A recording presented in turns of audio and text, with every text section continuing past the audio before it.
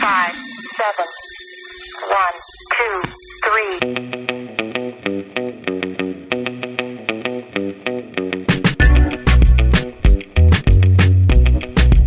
3. Hi, this is Pods and Ends, the junk drawer of pop culture and geek podcasts.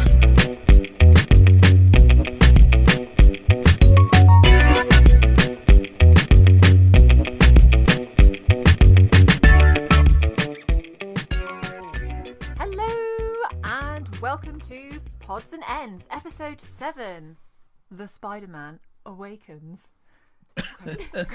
Credit to Brian for that joke then that I just stole. Thank you. Today we're going to be talking all about Spider-Man and his various appearances in pop culture over the last few years. But before we dive into that, I'm one of your co-hosts, Sophie, and who's with me today? Hi, it's Shelby. I'm Brian. And this is Phil. It really felt like you were gonna. Every time you don't do what you normally do, it throws us all off. The whole thing is just like, And whoa. I'm Phil. Thank you. There we go. Thank you. Gosh, now we can start. God, honestly, I thought the Matrix was breaking for a minute there. I'm impressed, guys. This is the 7th episode now with all 4 of us here. It's I know. yeah. I think we should all give ourselves a pat on the back for that, for coordinating. Although I've got to say, the episodes where there's only a couple of us are going to be pretty exciting. I think. I'm not sure how I feel about Phil and Brian running I the think podcast. those are going to be the ones people are really waiting for. Get Sophie and Shelby off. When's it going to be Phil and Brian already? Said no one ever. So anyway, we have our usual segments for you guys. I think we've got every single segment again. So I reckon we'll just dive straight in with the silver screen. All right, ladies and gentlemen, please take your seats for the silver screen. Actually, we haven't got too much in this section, have we? Just that we watched The Lost World this week, but we're kind of saving for a special dinosaur-related episode, so I won't go too far into that, other than to say I really liked it. I have obviously seen it before. I haven't been living under a rock for 20 years, but yeah, Lost World was a good film. I know not many people enjoyed it quite as much. I don't know if it's because there was like too many T-Rexes or maybe not enough T-Rexes. I'm not sure what the stance was on it, but I thought it was cool.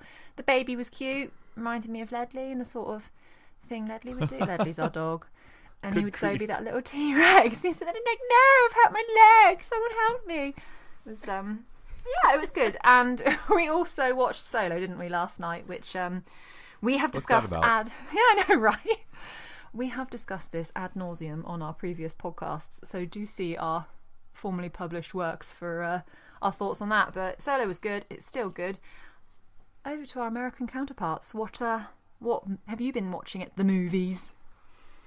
Well, last evening we had a little movie night with friends, and we watched Oblivion, which is I think 6 or 7 year old sci-fi movie with the Tom Cruise.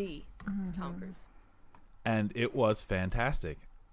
Like, I don't know what's up with some of these sci-fi movies that are really going under the radar, like Valerian, for instance. I thought that movie was terrific. Wasn't that under the radar, though. That was it on the radar. It got on the radar, and then it got panned, and then it went away. But I don't know. I don't think it got a fair shot. I really liked it. You're really talking about specifically Tom Cruise sci-fis that have gone That's under true, the radar. but I think that's because Tom Cruise went psycho, and no one wanted to deal with him anymore. But I think he's kind of back now. His sci-fi movies are going to be great. That's what he does all day, every Yeah, day. he lives in sci-fi. His life is True. sci-fi. Oh, that's a Scientology joke for everyone out there that doesn't get it. Anyway, Oblivion. It's a really good sci-fi movie. It has a cool set of twists. It's fun to watch. It's really well made. It's the intersection between sci-fi and thriller Yeah, kind of. genre, that is. Yeah. I was thrilled. I was thrilled the whole time.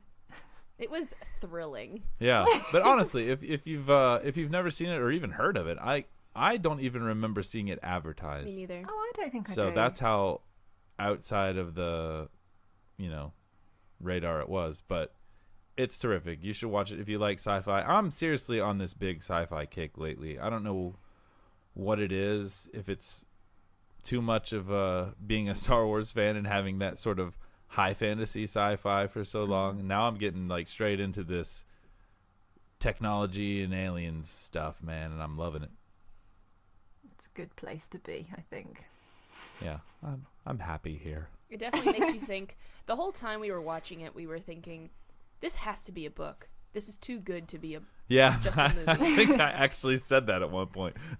I went for the phone. I was like, this has to be based on a book. I want to read it. But it's based on a unpublished graphic novel by the same person that directed it. So I don't know if he was like trying to get his hand in the graphic novel ring, then he was like, I guess I'll just make a movie instead, since that's what I do. Or if it's the opposite, I don't know.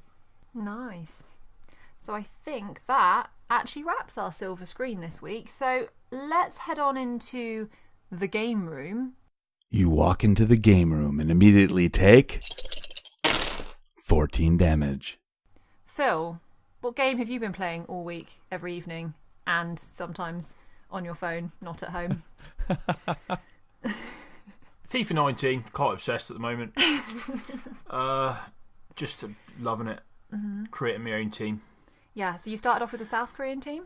Yeah, they What was didn't it? last long. Namsam FC, wasn't it? Namsam Hotspurs. Namsam Hotspurs, yeah. And now you've moved on to a Colombian team, is that right, that you're building? Nah, at the I'm moment? building a Premier League team, but I am Oh. looking to build a Colombian team. I just need to earn some coins. Okay. I can understand why EA Sports make millions of pounds out of microtransactions, because it would be so easy to buy coins to then spend coins on the game. Fortunately, I'm not 14 years old, and I do have some restraint. But What's that like? yeah, I've not done it yet, and I might treat myself after payday this month. But at the moment, I'm resisting. But it's having a detrimental effect on my team because I can't sign the most expensive players because I haven't got enough coins. Right. And we ended up watching 2 movies this week, so I didn't do any playing during those movies. Oh. So that lost me coins. Yeah, but weren't you on your phone playing the game I was still? doing trading and stuff, yeah. Right, yeah. okay. I was going to say, because there's an app that's like the next level of... Oh, I think we discussed it on a previous episode, but yeah. Have we? Yeah. The app, and I was buying some players and trading them up and making lots of money. And yeah, I've not played any other game modes in the game yet, apart from Ultimate Team. So I've got a lot of excitement to come. But yeah. Highly recommend if you're into soccer, Yeah. go for it. Yeah. I played like the second half, didn't I? Because Phil was like, I think you were making some food or something. He was winning like 6-0. So he just put the controller down and went out into the kitchen and left it. So all his players were just stood there. And which I've got to say is a very blasé attitude to have. So I was like, oh, I can't bear this. So I kicked it about for a bit, didn't I? You said I was aggressive at tackling. Yeah. But I did score a goal, and that was it was quite a rush. Probably the highlight of your week. I think so. Yeah, probably. yeah, Would be mine. quite possibly. I did change the controls to 2 buttons, so there was just pass and shoot, and then when you're defending, all you have is run and tackle. Yeah. So it wasn't that much of an achievement. No, and I had an outrageous refereeing decision made against me, didn't I? Which got the player a yellow card for some sort of reckless tackle, which... So that cost me coins. oh, did it? Yeah. Oh, I'm really sorry. Whoopsie. But that's fine. That's me this week. FIFA 19. I can see it. It's obviously better than other FIFAs because I don't normally play this No. intensely No. for this amount of time. So it's got me hooked at the moment. Yeah. Yeah. No, and I've actually I did do a tiny bit of gaming this morning, but this is a bit of a retro in the gaming world. In that I was playing Diablo 3 with my brother because I've yet to find a game that's got a co-op mode better than Diablo, and I think Diablo's kind of ruined co-op games for us now, hasn't it? Because Phil and I played for ages. We've got a really good Crusader, and I'm a really cool Demon Hunter. And we're also now barreling through the game as the Necromancer, who is the most OP character that I think I've ever played. You literally just raise an army of the dead, sit back and let that army of the dead go on and attack, and we just sort of stand there now, don't we?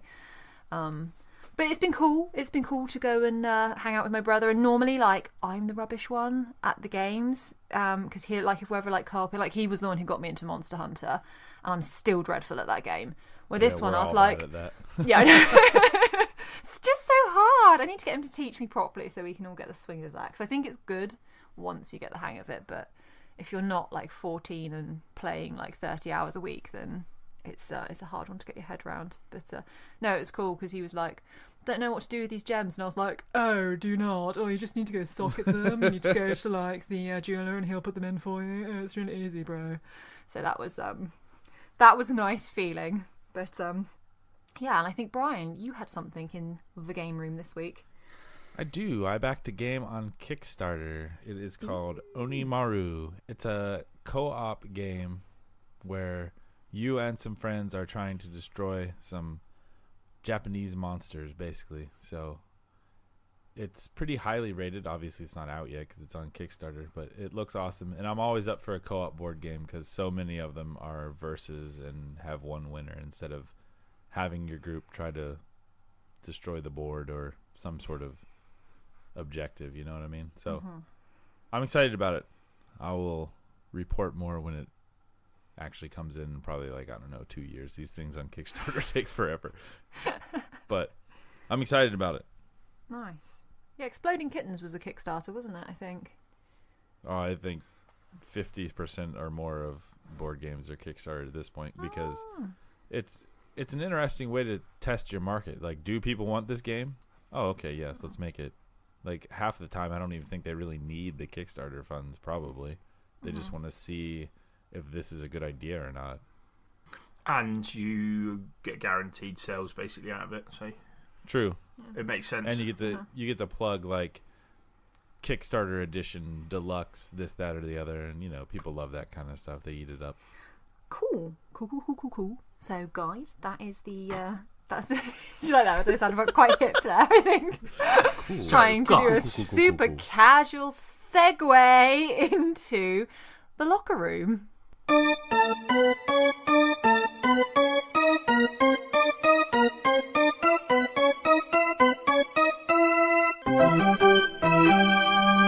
Listen up, sports fans. It's time for the locker room. Over to you, Chad Chaddison. Well, hello there, this week's sports news. You didn't say words then. Yes, I did. Yeah. Sports news. Yeah. So Wiltshire played Devon in the Liberty Trophy quarterfinals. Unfortunately, Wiltshire were defeated. This is bowls. People didn't need to know that nowadays. They know that already. Oh, okay. Wiltshire were defeated, so we lost in the quarterfinals. One stage less than last year. I wasn't in the team last year. I wasn't in the team this year because I joined a new club. So, a bit disappointing for me. But we were playing against former world number one, who had a spectacular game. He even said himself that he had a good game. So, one of those things. Can't always be unbeatable magic. No. Yeah. And then we went up to watch the soccer. Tottenham versus Man United. Very exciting day. Went to London. Big day out. Big day out for us, wasn't it? Went to Wembley. Going to Wembley. We had three little nippers in front of us, didn't we? Yes, we did. That was super awkward. I started with the best intentions to behave myself. Yeah. And then after about 3 minutes, I was like, well, these boys are going to get an education today, aren't they? It was a dodgy refereeing decision, and before you know it, Phil stood up, yelling at the pitch, and they did look round a couple of times. Like, sorry about this. Unfortunately, my team, Tottenham, lost 1-0 to Man United. Yeah. But the goalkeeper for the opposition had the game of his life. So literally, they said that afterwards, didn't they? They were like, "Oh wow, well, that was the game of his career," and we were like, "Oh great, I'm so glad he decided to do that the day we went up." So yeah, and then to make things worse, our star player Harry Kane got injured for potentially 2 months, and then our spare striker Son Heung-min is going to the UAE to play in the Asia Cup, so we haven't got a striker at the moment. So we're talking about playing a guy called Troy Parrott tomorrow. Wow, he sounds. He doesn't sound deadly. and But you so never know. all He in may all, be like a pirate's parrot and be super evil. Yeah. all in all, it's a bit of a disappointment this stage of the year to be.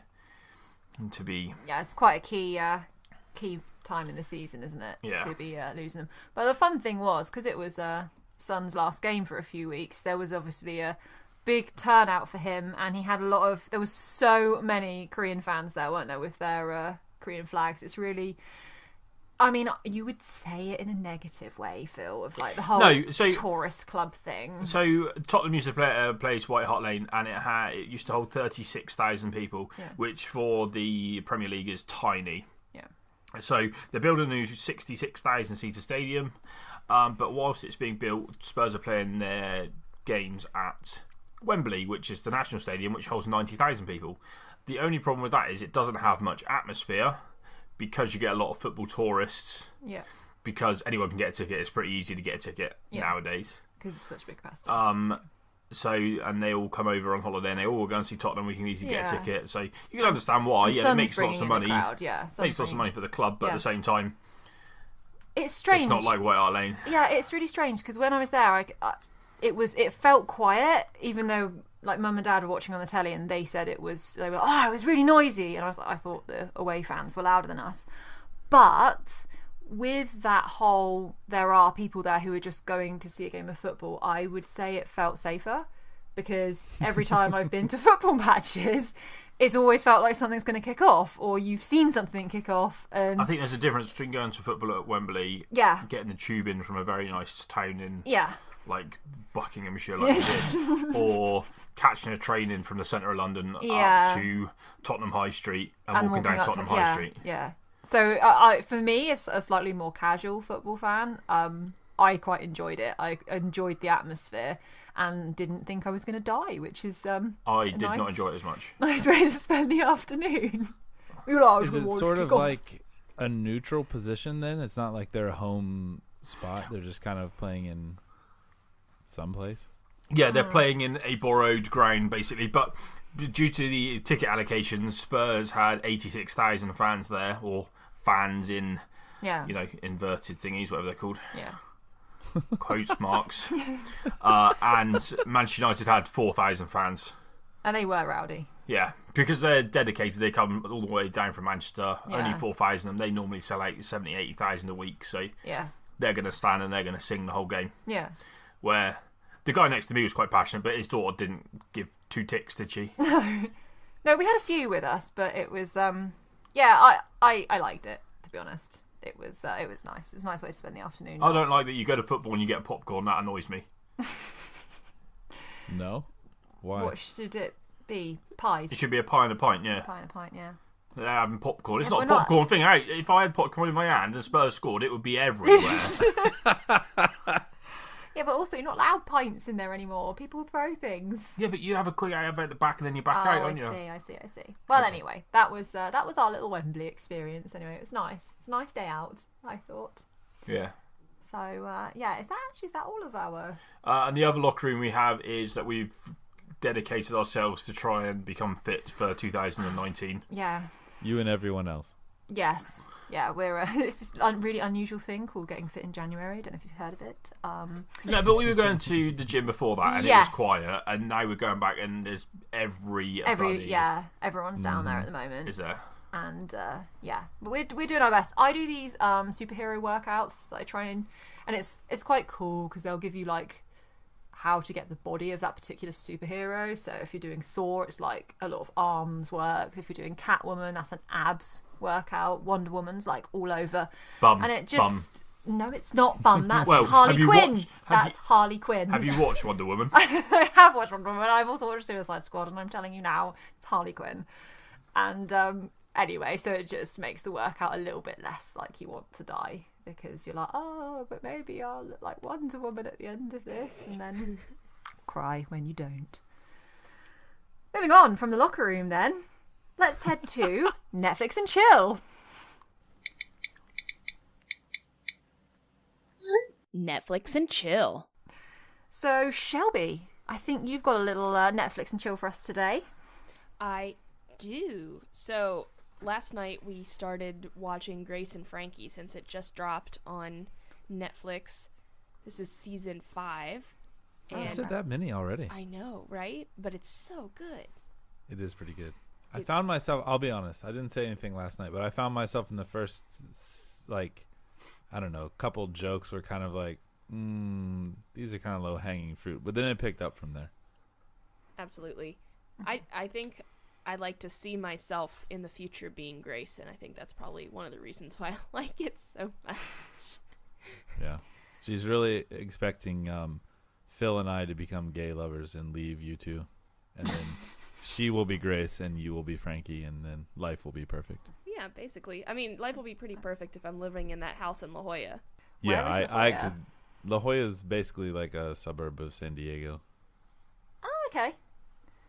I mean, for California people are going to be like, no, it's not. But for anyone else, that's close enough. Yeah. And it's like a very, very ritzy. Yeah, very it's a nice area.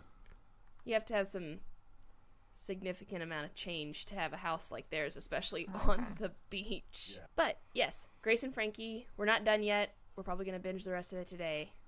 Nice. Maybe. And apart from that, I started watching Dairy Girls. On the suggestion of people we know quite well. And I get It's you guys. I get maybe 2 minutes in, and I realize, oh man, I need subtitles. Honestly, I said to Phil, didn't I, when you said you were going to be watching it, I was like, I wonder if they're going to need subtitles for it. Cause You it's do. You do. Strong Northern Irish accent. Otherwise, you have to, like, sometimes I was finding myself pausing it and rewinding it and thinking, well, what'd they say? And then you try and do context clues, and if you do that, they talk so fast that it's over and you're missing the next line. Yeah. So there's a lot of cultural things too that I wasn't quite sure of, so I was messaging you guys and asking questions. But yeah, so far it's really good. It's really funny.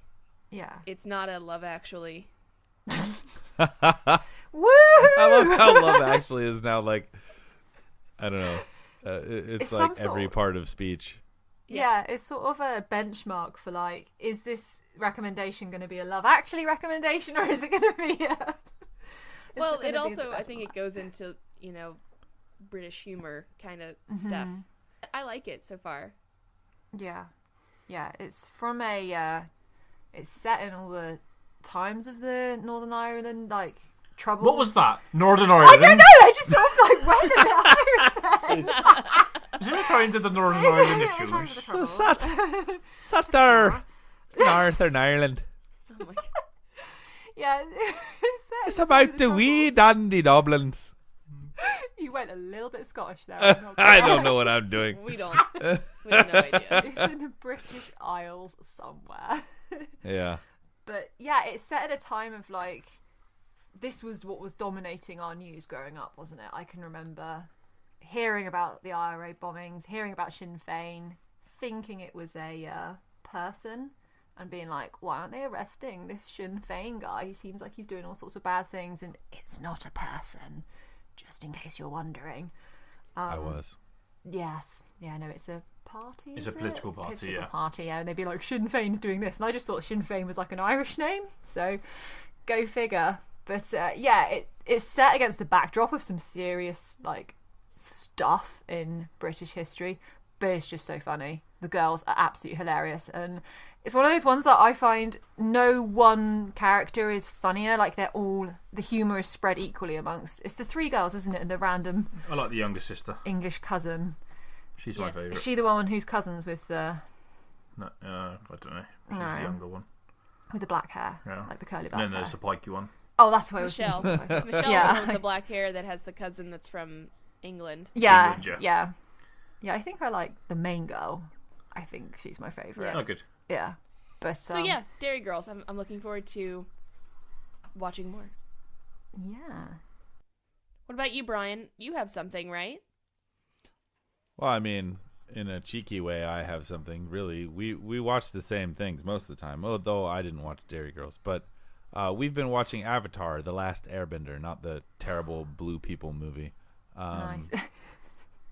And it's really good. I don't know why it was never on my radar. Like, I knew it existed, but I think it came out when I was kind of too old for that kind of thing, like a snotty 19, 20-year-old. I don't know. But, yeah, it's really good. It has a very Dragon Prince feel because it's the same creators, and I loved that series. That's basically why Shelby was like, oh, it's by these people, we should watch this, because she's watched it before. So it's my introduction to the series, and so far it's terrific. Aang is the type of character that I really like. He's the goofy, sort of lackadaisical, aloof, somewhat apathetic, but when he has to do it, he does it. Kind of like Luffy from One Piece, Vash the Stampede from Trigun. I really enjoy that kind of character because that's me. Like, I don't want to do anything and ever. I just want to goof around and not do anything. And then when I'm pushed to have to do it, I feel like I can step up and do it. So maybe that's a little feeling my oats or something. But yeah, it's interesting to rewatch this as an adult. Whenever I watched it as a child, and you're always like, ooh, I wonder if this aged well. I wonder if I just liked it because none of the stuff I watched when I was little aged well, man. Like, I've watched He-Man and G.I. Joe and Transformers. Transformers is okay. Like, especially the Thundercats movie. Did not oh age God, well. no, Thundercats is garbage. But I loved it back then. Yeah, same. So I Yeah. was wondering that about Avatar, and it is as good as I remember it. So Nice. Yeah, good on them. And Nice, cheers to okay. Dave Filoni. Before he...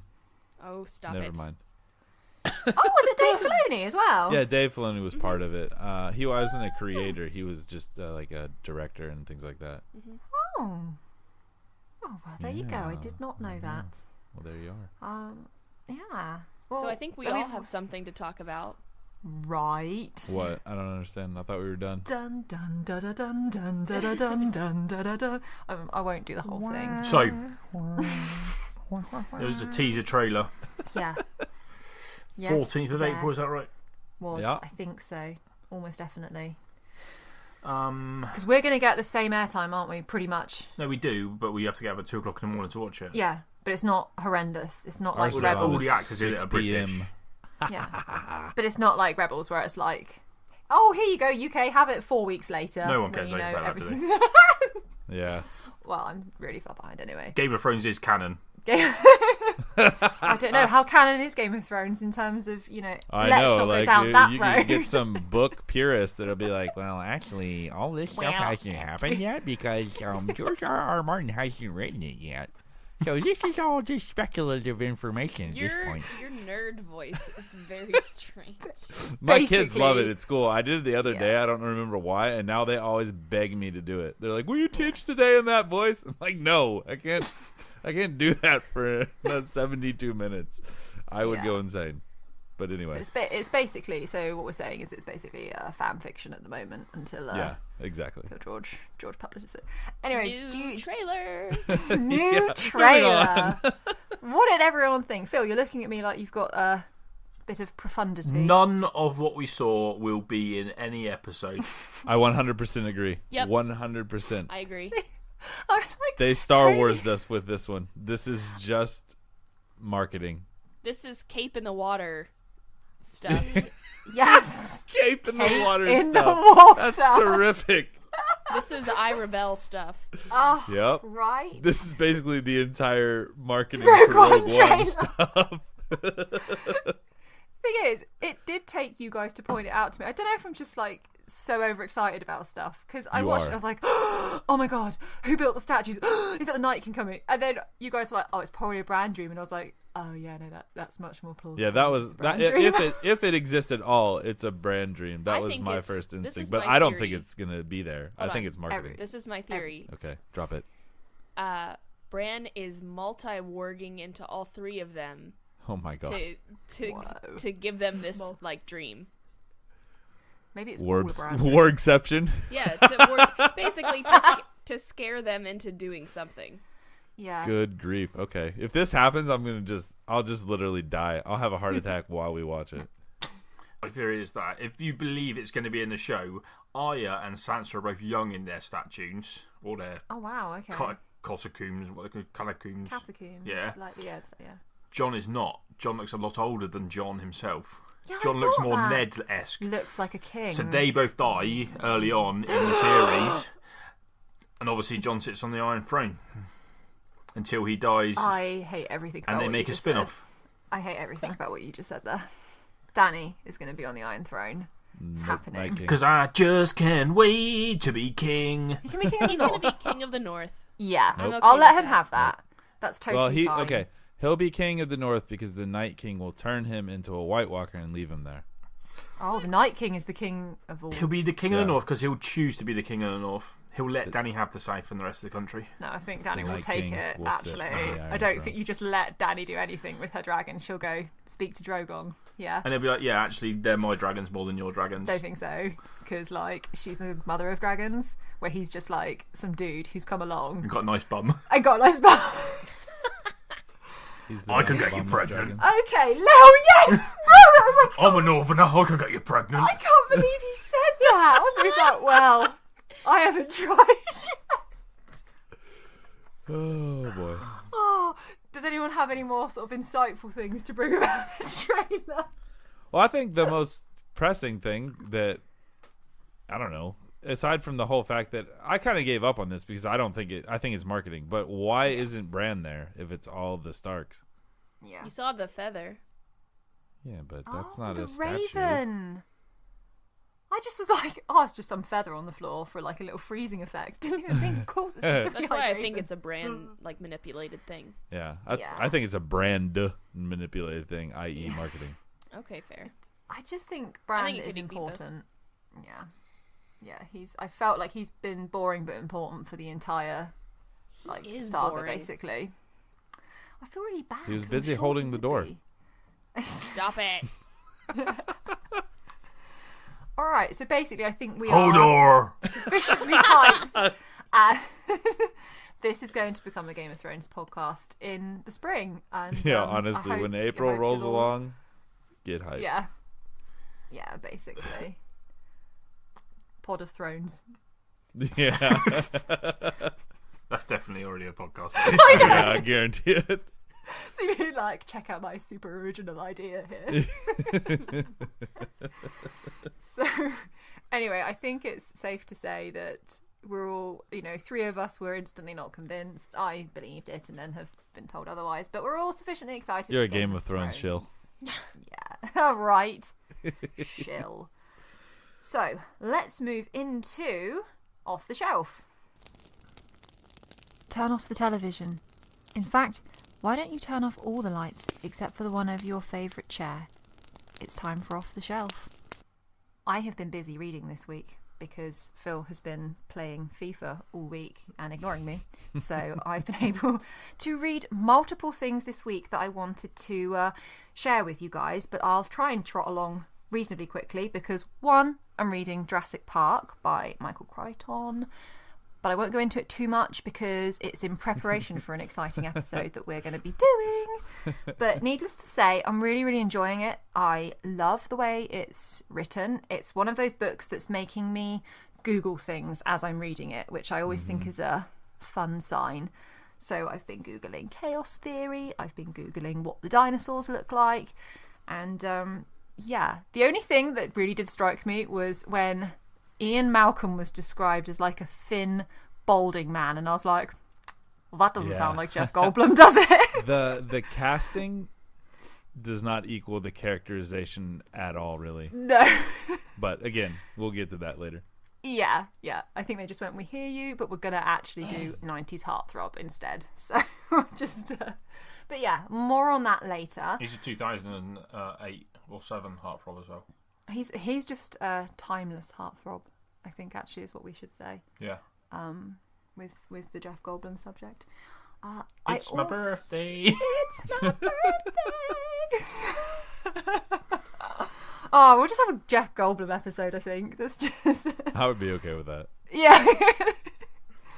So the other thing I've been reading this week that I would like to rave about on this show is Star Wars Women of the Galaxy by Amy Ratcliffe. Not a Star Wars podcast. We are not a Star Wars podcast, but we are allowed to talk about it.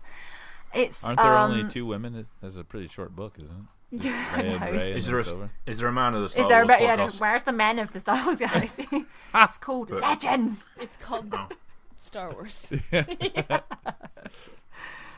But it's a cool book. I think there's been loads of new commissioned art for it, which, I mean, 'cause, like, we've all seen artwork of Leia, but it's really cool to get some fresh new art of her. Plus, the thing that I've been really appreciating is artwork of characters who we might not have any images for, like, is it Agate or Agate? Agate from Aftermath? Don't know how you're pronouncing it. Commander Agate, I called her. In Star Wars, it's probably pronounced Sarah. Yeah. Who Right? freaking knows?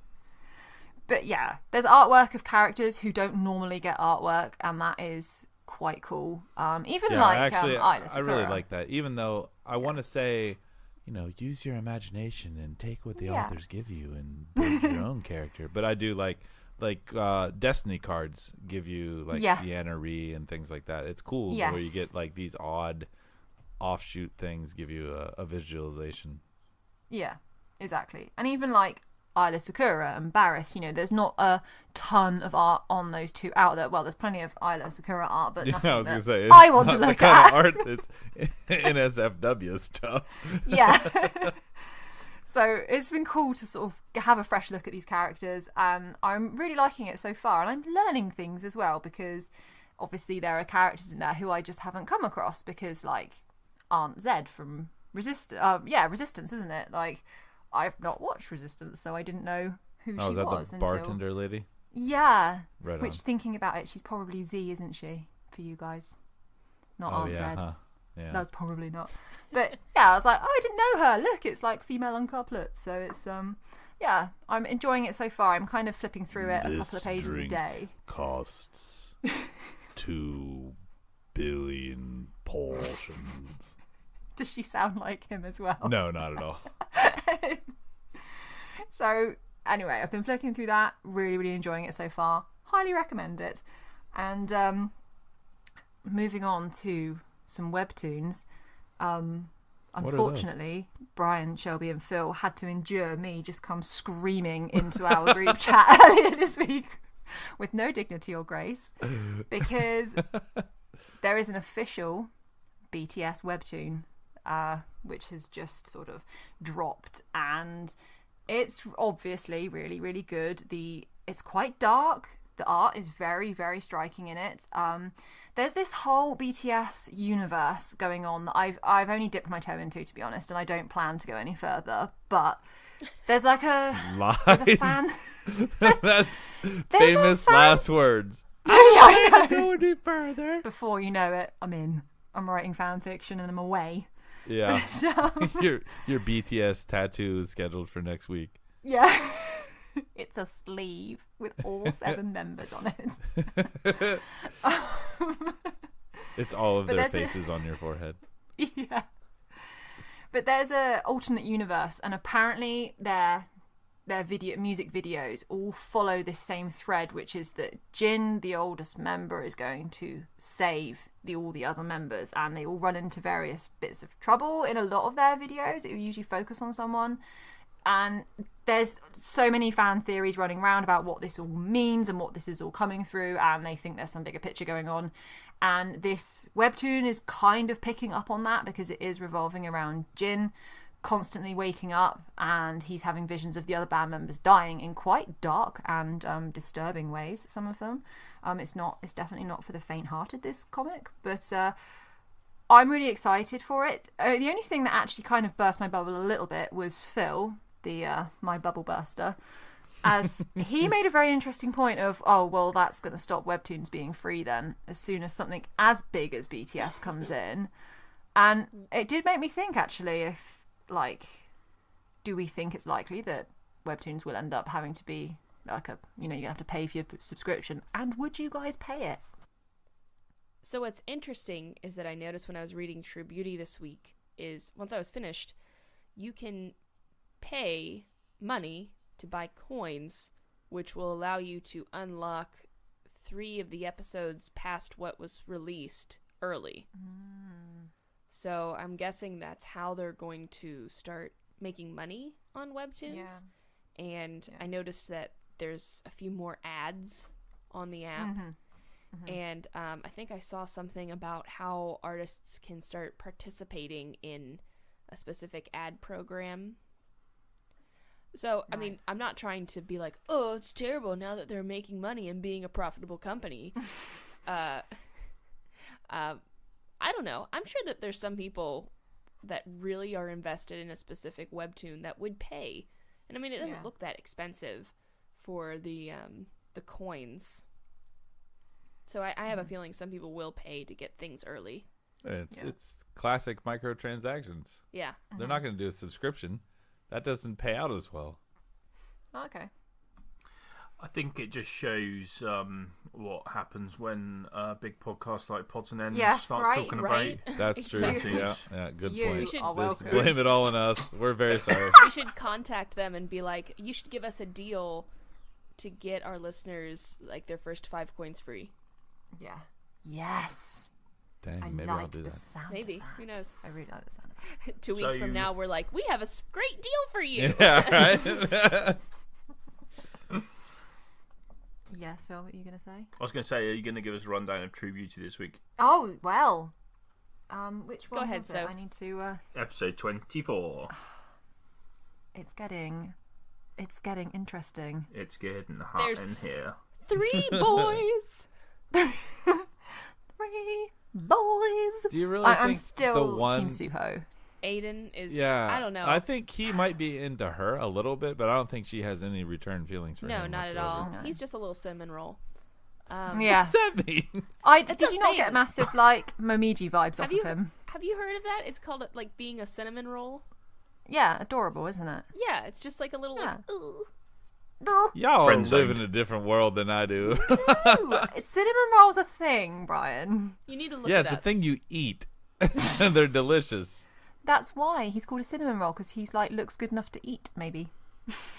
And like they're usually like characters who are very pure and they are nice Squishy. and squishy. Yeah.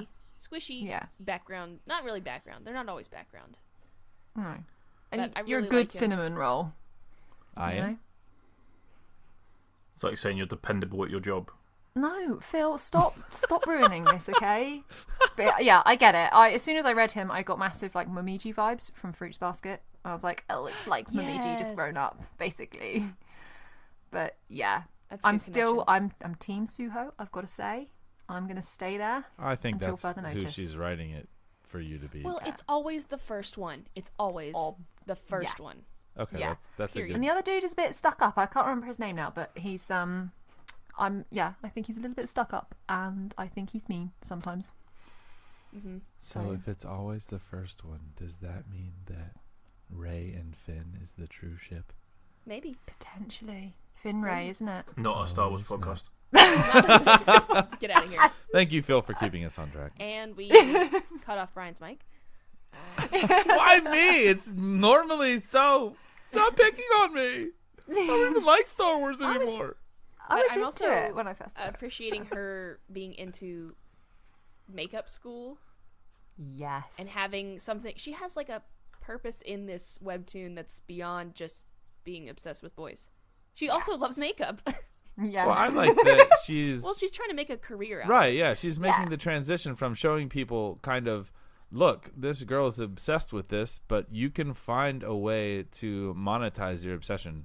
And it doesn't have to just be making YouTube videos. Yeah. That was my first thought for her. She was like, I wonder if she's going to go into YouTube. Which, oh, Right. actually, speaking of YouTube, before I forget, I did stumble across another webtoon that I've been into, which is Let's Play. Has anybody been into that yet? No. No? Oh, So I it's love Let's a- Play. I love Let's Play.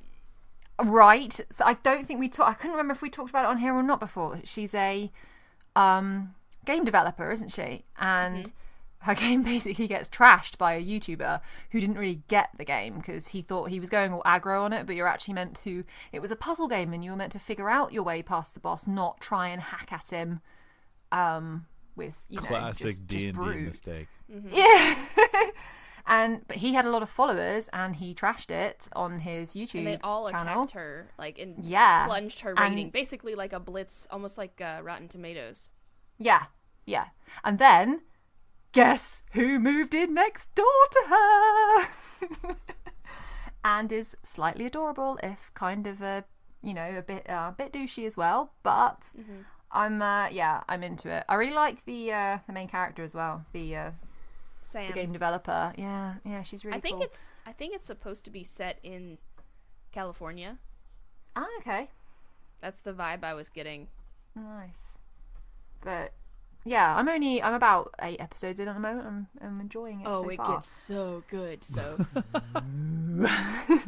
I think I don't really think this is a spoiler.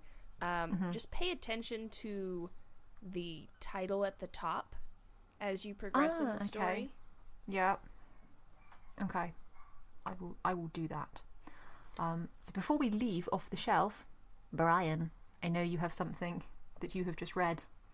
I do. I have something I've just read, and I also have a brand new hardback book. What? No. He's got a real book? But yeah. I've purchased The Illustrated World of Mortal Engines. It's Philip Reeve and Jeremy Levitt. It is kind of like a coffee table book vibe, but it's got a lot more actual writing and information in it than I thought it would. It's almost like a history of the Mortal Engines universe, and it is terrific. All I've really done is flip through it and read a couple little snapshotty things here and there, but I'm very excited about it because, after I said, I think on our episode all about Mortal Engines, this universe has just really gripped me, and I love it. So I'm excited to dig into this. But as you said, and back on my sci-fi train, I finished Long Way to a Small Angry Planet, and I absolutely loved it. Yay! Absolutely loved it. Though the universe of this series, I thought it was just one book, but surprise, it's not. But the whole idea that humans are not the great power in the universe is so intriguing to me, because so much in sci-fi we go out and we find other things. And here it's more like we finally went out and everyone else in the universe was like, "Oh, look at these cute little, look at them. Look, they got their little ships. Oh, they're leaving. Oh, they're leaving because they ruined their planet. Oh, silly humans." Yeah, it's really fun, and it's cool how kind of non-humanoid most of the other aliens are, because again, a lot of times you see, like, this is a human bird and this is a human lizard person, which they do actually have, but still, like Star Wars aliens, for example, are almost all human versions of other things. Yeah. And here you have like the Aeolans and the Harmagians are all like really different. I mean, the Aeolans are kind of humanish, but like they don't even have voice boxes, and they communicate by flushing their skin colors and sign language. I don't know. It's just so much thought went into this. It's impressive, and it's actually really well written, and it hits on a lot of different like social issues and things like that too, without knocking you over the head with it, which is the best way to deal with that kind of stuff. Yeah. So yeah, It's so if you like impressive, sci-fi at isn't it? all, Yeah. check it out. It's very good. I think it's amazing as well that this is her debut novel, which I Yeah. just find really impressive as well. Right? But yeah, I also liked the way she dealt with AI in this book as well. Yes. Mm-hmm. And I'm pretty sure that the next book picks up on that AI character. So her books are sort of still set in this universe, but I think we leave most of the crew behind and she turns her attention elsewhere, which is quite intriguing to me as well. It's not just going to be, a series following this same crew around. She'll sort neat. of... I like that idea. Yeah. I'm pretty sure that's one of the only characters who's in a Closed and Common Orbit, which is it's like the next book, but like I said, it's only the AI character I think is in it. So it's it's gonna be So I cool. like that. It's not necessarily a series. It's just No. tales from a universe, and that's kind of Yeah. like what Stephen King is, aside from Yes. The Dark Tower, Yeah. which I very much like. Yeah. So yeah, I'm excited to pick that up. Yeah. That'll do it for Cool. me. No more shelf for me. My shelf's all empty. In that case, I think that takes us nicely to our main event. Ladies and gentlemen, boys and girls, this is your main event. We're talking Spider-Man. I Pods don't and know ends. the rest of the song. Pods and ends. Gonna do a Spider-Man show. Talking Yeah. about Spider-Man. He's the man. He's Spider-Man. Oh yeah.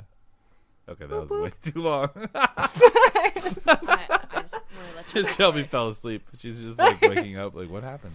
Where am I? So Spider-Man is obviously very relevant at the moment. He's getting a lot of the spotlight, but I kind of just, with Spider-Man, wanted to take it back to the beginning for everybody and kind of go around and find out what your first experiences were. Like, what's your introduction to the character of Spider-Man? Like, your first memories of him. So, Phil, can you remember who your first Spider-Man was? Cartoon 1967. 67. That's what I said. What's your secret? You were you're aging so well. It was repeated on ITV Okay. when I was about 7. So it's a cartoon. Yes. Oh. But it was the 1967 comic Cartoon. cartoon, which was taken from the Stan Lee comic of Spider-Man. Okay. And that is my Spider-Man that I know Spider-Man. Okay. My best Spider-Man. And what about you, Shelby? Can you remember kind of your first introduction to Spider-Man? Who that was? Honestly, my first introduction to Spider-Man was my childhood friend's older brother, because he had a Spider-Man toy, and we had no idea what Spider-Man was, and he started like shooting us with webs, and he was like, "I'm Spider-Man," and I remember that, and I was like, "Who's Spider-Man?" And so I remember that really vaguely. So I knew that Spider-Man was someone who shot webs and, I don't know, I guess terrorized young little girls trying to play. But but I think my first memory was seeing something on TV with Tobey Maguire being in Spider-Man, but I have no idea what movie or anything. Yeah. That was my one. The Tobey Maguire was my kind of first introduction. I guess I was just a bit late to the Spider-Man party. I like you. I don't remember a time not being aware of who Spider-Man was and that there was a character. But for me, Tobey Maguire was the first Spider-Man that I ever watched and actually then like really got into. So yeah, what about you, Brian? Well, my brother especially was very into comics growing up. So we had Spider-Man comics between us. And then we had scads of action figures. I'm pretty sure he had 2 or 3 different Spider-Mans. And we would always take all of our action figures and put them together and have like giant good guy action figures versus bad guy action figure battles. So Spider-Man always fared well in those. But yeah, I don't really remember an actual introduction to Spider-Man. It's just one of those things that you grow up, you know who Spider-Man is. He's just there in everything. Yeah. He's omnipresent, kind of like Star Wars was. So, I mean, why do you think that is? Like, what is it about Spider-Man that seems to, he seems to endure, doesn't he, over... I know a lot of them do, but I feel like in particular Spider-Man, he gets like the most reboots as well. Spider-Man, Like, Batman, Yeah. Superman. yeah. Like, what do you think it is about him? Because he's not, and I don't want to be like fully attacked for this, but he's not the most sort of overwhelmingly powerful superhero like going. He's no kind of Superman in that. He's Hawkeye. a fairly normal guy with just obviously, go web go. Like, what do you think it is about him? Like, why do we like him so much? Because he was one of the original ones. Okay. My dad knows who Spider-Man is. That's a good point. He's like the original 6 in the NHL. You know, everyone knows a couple of teams, but not everyone knows all 31. I think there are now technically 32 when Seattle finally gets their team. But anyway, my idea is that unlike a lot of other superheroes, anyone can be Spider-Man. Nothing really happened to him except he was in the right place at the right time, or the wrong place at the wrong time, if you want to think of it that way, to get bit by a radioactive spider. He's not rich like Batman. He's not rich and a genius like Iron Man. He's not from another planet like Superman. He's not a god like Thor. He's just a dude that got bit by a spider. Or, you know, a gal that got bit by a spider now that we have Gwen Stacy in the picture. So it can literally be anyone under the mask. I think that is the thing that really keeps Spider-Man relevant. Yeah.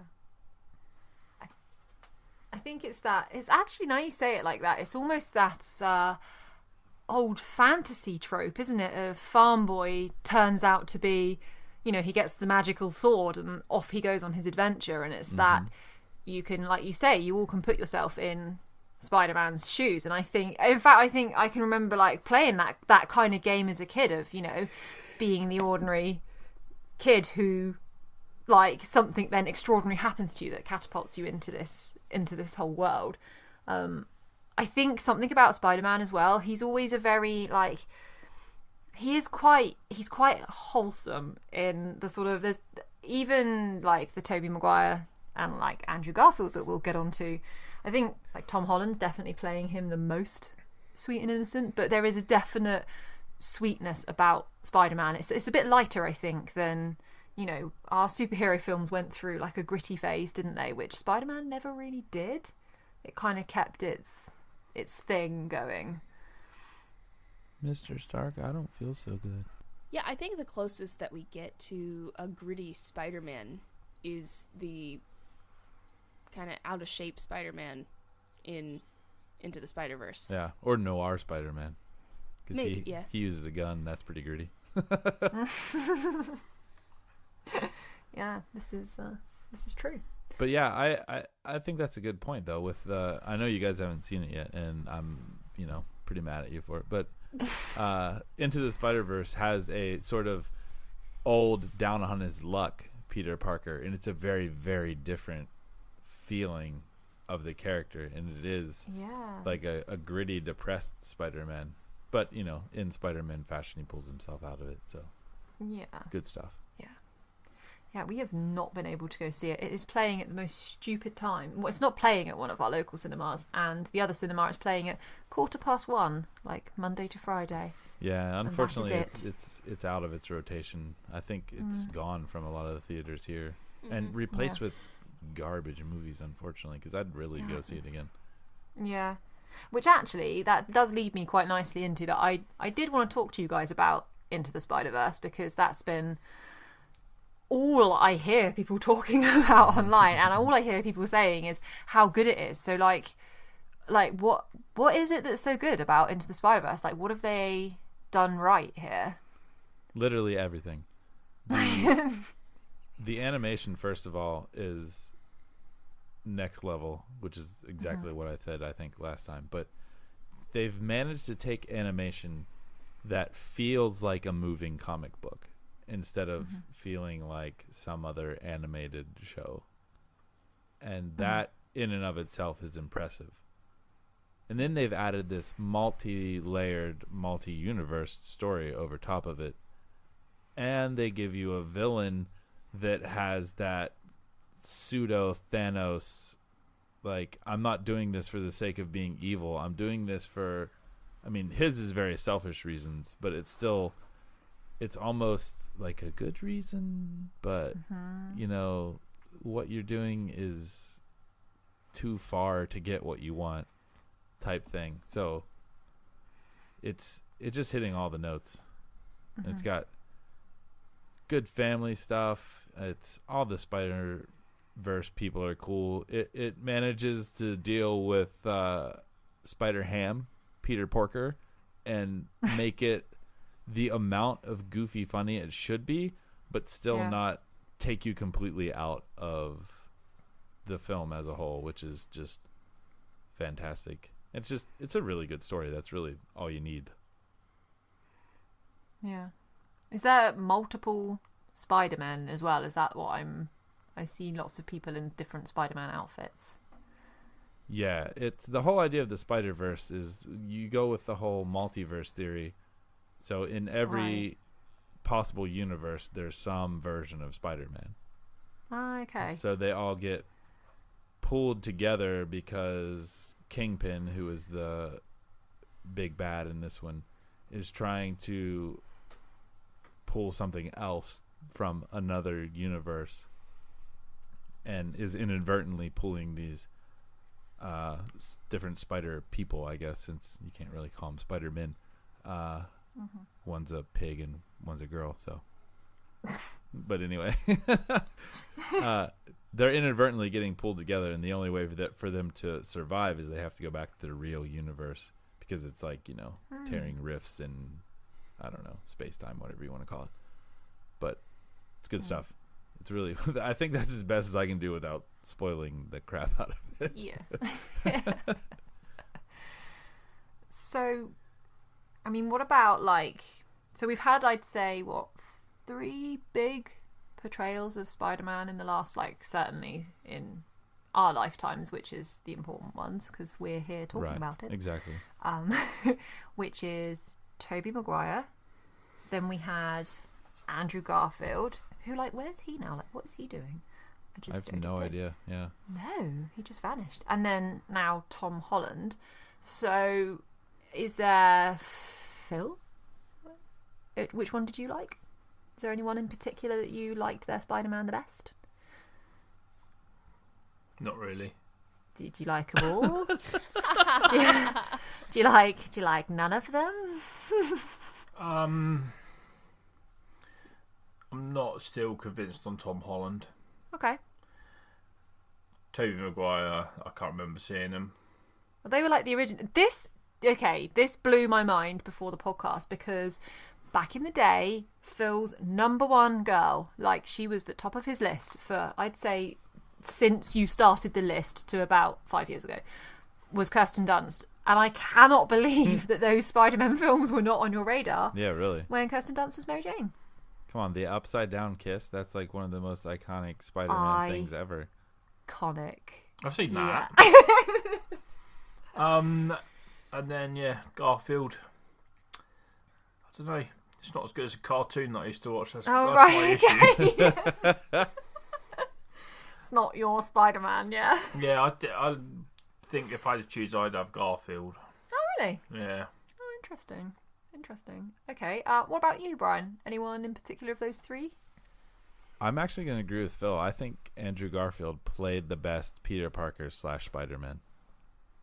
If I had to pick just the actor, I really liked what he did with it. I think he pulled off the cheekiness of Peter Parker, the kind of goofy cockiness really well. Tobey Maguire was too reserved for my taste in a Peter Parker. I do think I liked those movies better, except for the third one. Spider-Man 3 with Tobey Maguire might be the worst comic book movie ever. But, and they even make fun of that in Into the Spider-Verse. It's terrific.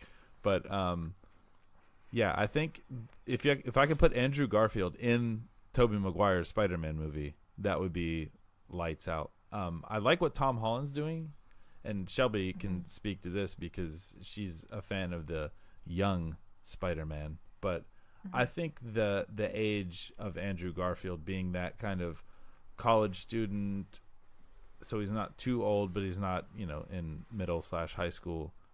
I think that's my Spider-Man wheelhouse. And I think Andrew Garfield just played the character the way I would envision him being. So that's me. Interesting. Come on then, Shelby, chime in. So, I just really like the Tom Holland Spider-Man. My favorite now is Miles Morales.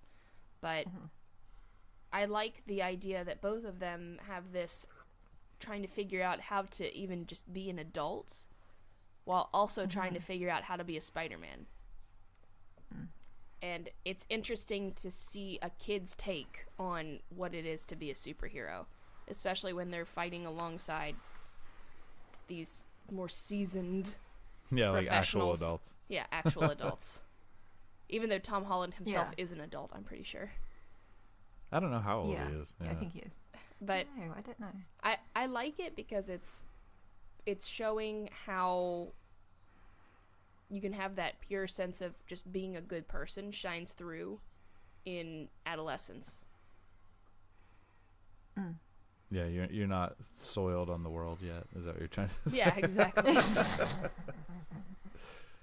No, there is nothing cynical about Tom Holland's Spider-Man. I don't liked think. the Iron Man film that featured Spider-Man in it. yeah. Don't be Zing. that guy, Phil. How are we gonna I get do people love interested in this Spider-Man film without it being a rehash of his origin story? I have an idea. Let's just have Iron Man in half of it. Perfect. Do Let's you know go. what though? I really enjoy. I love it. I'm loving that mentor student role between those two. I'm really enjoying that dynamic. I think Tony really, really needs it, and obviously so does Peter Parker, because Iron Man's getting him out of a few messes, but not all of them. He is still allowing him to make his own mistakes as well, which is the sign of a good mentor, to just sit back and let you mess up. But yeah, I'm enjoying that. I'm definitely enjoying the kind of the lightness that Tom Holland's bringing. I definitely laughed way more in his film, but in a good way, than any of the others. And I think for me, I would probably still say Tobey Maguire is my favourite Spider-Man, but I think that's just because that was the age where I was most into Spider-Man, and so for me there's sort of that, I hate to say nostalgia, because I can definitely let go. But yeah, for me, I just I liked what I can see what you're saying about that. There's a slight reservation to him, but he played a sort of. It's just Tobey Maguire though. He plays the same person in every movie he's in. Yeah, He's a painfully one-trick shy. pony, and it just works. Yeah. If you've ever seen Yeah. Pleasantville, that is Tobey Maguire is the absolute perfect person to be cast in that movie. But he plays the exact same person in every other movie he's in. It's crazy. Yeah. But anyway, He yeah, sort not of- that he was there is bad. the I just shyness. prefer Garfield. No. Yeah, he just that's funny actually. You guys went for Garfield. Actually, I didn't. He didn't do it for me as much. I liked the beginning of how he got bit, and I thought he played the sort of dweeb, not dweeb. Right, exactly. That's Peter Parker in a nutshell. He's smart, but he's still cool. You know what I mean? And Tobey Maguire was a doofus. Because Tobey Maguire is a doofus. I just think, I don't even think he acts. I think he just shows up and reads lines as other people. Yeah. That's probably why. Because to be fair, I was the doofus in the 90s, early 2000s. Was, eh? So that's probably why he resonates so much. I'm not a cool geek. I'm just a a geek. dork. But I think Tom Holland is very on point at the moment Yes. with Yeah. hitting that demographic that they want to hit, Yeah. and people being, oh wow, it's Tom Holland and he's our age, and it gives a younger audience, Yeah. potentially younger girls that don't understand that Thor is the one to climb on. Exactly. Thank you. Someone to fancy. That's a good point, though. I mean, I know you're being a little cheeky about it, but he does give, because there are so many young kids that are fans of the MCU, and they don't really have anyone to see themselves in, and No. that's what this younger version of Peter Parker / Spider-Man does for them, which is nice. And then you have And he Miles does make Morales, lots who's of- even yeah. younger. So Yeah. He makes lots of young people jokes, Yes. stuff that I get because I'm young. yeah, You're young and You're hip. totes young and hip.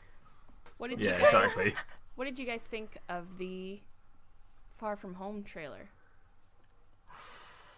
Right. I'm excited. I think it looks really, really good. Yeah, That's all I've got to say for now.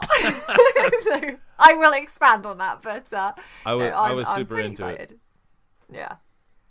Yeah, it looks I like the idea of kind of removing him from like the States actually and chucking him into Europe. I don't know, it just seemed like we've got a location switch, which is that's not Sokovia. Maybe he'll visit Sokovia as part of the trip. I think it's He's interesting. meant to just be going on a school trip. Yeah. To see Spider-Man outside of New York City is a big deal. Well, and Yes. it plays into what you were saying before about the whole mentorship and thing. Now he's gone off. He's like out of the nest. New York is the nest, and now he's away. And it's interesting how originally he was like, I'm not going to be Spider-Man this time. I'm just going to be Peter Parker on a school trip. And then Nick Fury was like, "Sup, bro? Nah. Gonna need you, old buddy, old pal." Yeah. So what did you think, Shelby? Are you hyped for the trailer? I'm really hyped. I'm also hyped to have Jake Gyllenhaal in the movie. Yeah, dude. Especially anytime Donnie Darko is involved, I'm there. when they say that's no Spider-Man, and it's like, ha ha ha ha, because he was maybe going to be Spider-Man when Tobey Maguire hurt his back. That is funny. Yeah, lots of inside jokes cheeky between joke of- this and Into the Spider-Verse has a lot of Spider-Man jokes in it. Yeah, and the I just really respect him. Yeah, The what's kid. up, Dickwad? Yes. That was incredible. Can I just say as well, I'm loving how much you guys are now just using the term cheeky in It's my our favorite context new as well. vocabulary. I'm just I so mean, we into probably it. aren't using it right. But, Yeah, I don't care if it's right. You or are not. though. So, what about you, Phil? Are you? Did you think it looked exciting? I like that they're coming over to Europe. I know some of the places. That always enhances my favouritism of the movie. If I go, I've been there. I've stood on that bridge. But how is Thor your favourite then? Because you have not been to Asgard, Actually, we meant to tell you. right? Oh, the face I'm getting. I just... And that's all we have time for, guys. Thank you so much for listening. I think that it's going to be an interesting look at it. Obviously, falls before they all get vanished. Spoilers. But then there was no mention of what happened in Europe. What you mean in Sokovia? Yeah, or is that why you didn't know? Because it happens before they go into space and he dies. Yeah. Obviously. Obviously. But I can't remember any mention of that in Avengers. Oh, what, him going to Europe? Yeah. Well, that's the thing. This is what Brian's saying. He's removed from the mental situation, so we might not... Like, Tony probably knows about this, but he will probably not be involved. This will just be Spidey's little adventure. I would have thought. So does that mean Mysterio's been clicked and he's dead? Well, we don't know. Yeah. We'll have to find out. Okay. I'm looking forward to it. It's going to be good. Yeah. His Yeah. friend is just hilarious. It's just going to be classic Spider-Man, I think. It's going to be Yeah. That's some a good way jokes to put and it. some- I think it is going to be classic Spider-Man. And I love MJ. Oh yeah. Well, I was just going to talk about MJ because I think we're going to see a bit more of her now in this film because she it was only that fun little reveal at the end when she said her name was MJ and it took me so long to be like, oh. So, yeah. I'm excited for that because generally... Who's MJ? Mary Jane. Yeah, I know that, but who's playing her? Oh, Zendaya, isn't it? Yes. Oh, Yeah. okay. Which, yeah, so that's cool. I have to say, MJ's actually a character, or Mary Jane is a character that I have generally disliked in her past portrayals. I think she's always been a bit of I don't know, kind of a wet blanket really, who just falls off buildings and gets caught a bit like Lois Lane. Yeah, I So was going to she's say always she's yeah. definitely the lowest lane. Yeah. So I think me, Peter. yeah, and she just sort of gets some Can I just... breaks Everyone on goes, me. psh, but Right. she's playing Michelle Jones, Oh, MJ. not Mary Jane. No wonder she doesn't No. irritate me then. That's the name of the character, Michelle Jones. Yeah. Well, there you go. That's why she doesn't irritate me then, because she's not Mary Jane. Just saying. Could be Mary Jane Jones. Yeah. But I think they definitely won't head that way with this MJ. She seemed sassy, didn't she? She had a little bit of sass going on there with Peter, sort of flummoxing him a bit, which is always a good So on-screen thing to play. Yeah. I'm just messing with you. I think you're pretty too. Yeah. Yes. So I think it's going to be really cool. I actually quite like the human friends seem quite involved in this one as well, because a lot of the time with the Marvel, I know we're like all into our superheroes and stuff, but a lot of the time, like the normal people who are close to the superheroes, I actually find like really entertaining. Some of my favourite parts of Thor were his interactions with like Jane and I can't remember what was Kat Dennings' character? Darcy. Yeah, those human friends, and it's the same with Ant-Man, his friends, and Spider-Man's the same, obviously, with his like best friend and MJ. Like they're some of my favourite interactions in these films. So the fact that he's going on a school trip with them all, I think, will be really good fun. Yeah, I think it's important too. It shows that like even the people with these superpowers can't do it alone. So it's a good little message there for the kiddies. And it's leverage for the bad guys as well. True. Oh, and I'm really liking is it his aunt? Yeah. Aunt May. Yeah. That thing with What Happy just at the happened? beginning. That's good. I like how I'm just everyone loving is it. like pretty attracted to Aunt May. That's so. Yeah. I just like that whole turn on from her being like this sweet old lady to the sweet, I don't know, cougar lady. Yeah. But she's actual Aunt age where like Aunt May Right, yeah, previously it's Yeah, like weird it's shit. great She'll Aunt May go, in every other version, and now she's just like an actual aunt. Yeah. So yeah, does anyone have anything else they'd like to say about the trailer? Any last thoughts before we wrap this up? No. Yeah, I don't know. The Okay. only thing I really wrote down is I love this MJ, but now I'm intrigued that she's not actually MJ. Do you think they kowtowed because so many people were, normal comic book fan douchebag mad that it wasn't a white girl with red hair, and then now they're being like, oh no, it's not that MJ, guys, calm down. We would never do that. I don't care. Whatever. I hope not. I hope it wasn't. I don't know. No, I feel like. Oh, I mean, you never know, do you, with comic nerds? But I don't think they would listen to All this you world. angry. You never know with Angry this fan. world, do you? Yeah. Oh, is that? It's a funny place Isn't it? for me and for you and the anti-human race. Oh gosh. Wow. Gosh. Okay. I think on that profundity, we will wrap this up. So, thank you so much for listening. We always appreciate you guys listening to our chatter. Do come and let us know kind of your thoughts on Spider-Man. Who's your favourite Spider-Man? Do you like the Spider-Verse? Do you like Tobey Maguire? Do you not like Spider-Man at all? Let us know. We always like to hear from you How guys. can you not like Spider-Man? I know, right?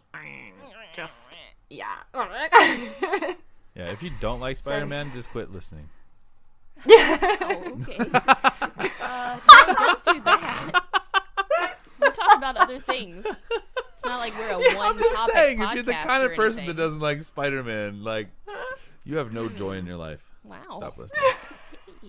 I'm just kidding a little bit. I'm not kidding. No, you're not. I guess. Whatever. No. So Spider-Man fans and Spider-Man fans only. so if you want to get in touch with the show, Shelby, why don't you let everyone know where they can find us? You can find us on Twitter and Instagram at PNE_pod. You can also always email us at contact@podsandends.com. And if you liked this episode or other episodes, and you want to give us some reviews on Apple Podcasts or anywhere else, we absolutely appreciate it. review us at podcastsreviewusplease.com. That's not a real thing. And if you're super into Spider-Man, we're going to have a companion article on our website. Actual content on the website, people. So check it out. It's from Michael Miller from My Comic Relief, a bona fide 100% Star Wars professional. Nope. Spider-Man professional. Spider-Man professional. I think you need business cards that stick Yeah, to you. I know, right? That's too good. Anyway, that website is tripledubs.podsandends.com. Check it out. Thanks for listening. Even if you don't like Spider-Man, I can live with that. So that's it for us. Have a good day. Bye, everyone. Bye. Ciao for now.